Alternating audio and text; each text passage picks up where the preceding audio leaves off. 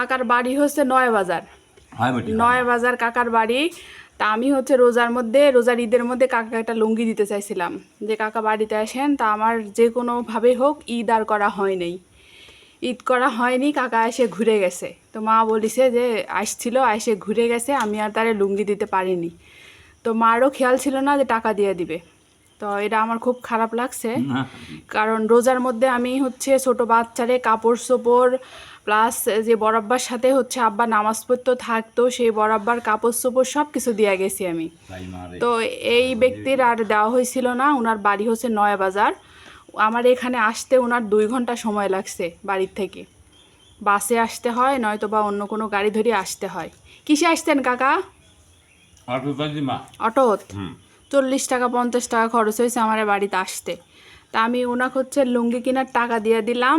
আর যেহেতু কুরবানি করছি বাড়িতে, এখন উপস্থিত আসছে, তো খাইতে দিলাম। কাকা হচ্ছে অনেক কষ্ট করে আসছে। ওনার মাথার টুপিটা এর আগে আমি চেঞ্জ করে দিয়েছিলাম, একটা নতুন টুপি দিয়ে দিছিলাম।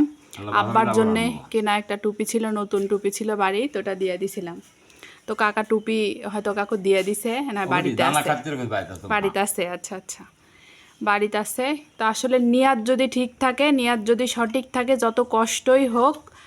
তারপরে এখন আমার বাড়িতে টাকা ছিল না, তারপরে আমি আমার হাজব্যান্ডের কাছ থেকে টাকা নিয়ে তারপরে ওনাকে টাকা দিলাম।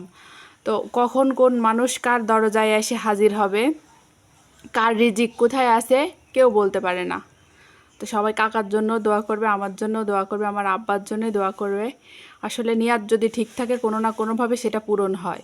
তো কাকা আমাদের পুরা গ্রামের মানুষকে জিজ্ঞাসা করছে, সবার বাড়িতে ঘুরে ঘুরে, যে আমি কবে আসব, আমার আসার কোন দিন আমাকে আসলে বাড়িতে পাবে।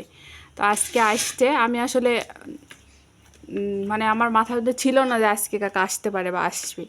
তো আসছে, তো যতটুকু পারলাম ততটুকু করলাম, এই আর কি।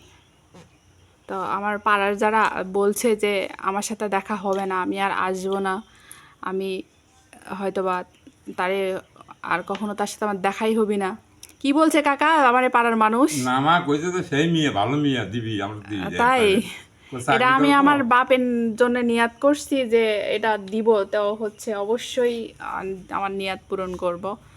তো যাই হোক, আমার পাড়ার পুরা পাড়া দিয়ে ঘুরছে, আমার খোঁজ চেষ্টা করছে। তো আমি তো এখানে থাকি না, এই জন্য পুরা এলাকাতে আমার খোঁজ করছে। বাবা চিন্তা করে পাইবে, চাকরি করে তখন আসে সব পাওয়া যাবে।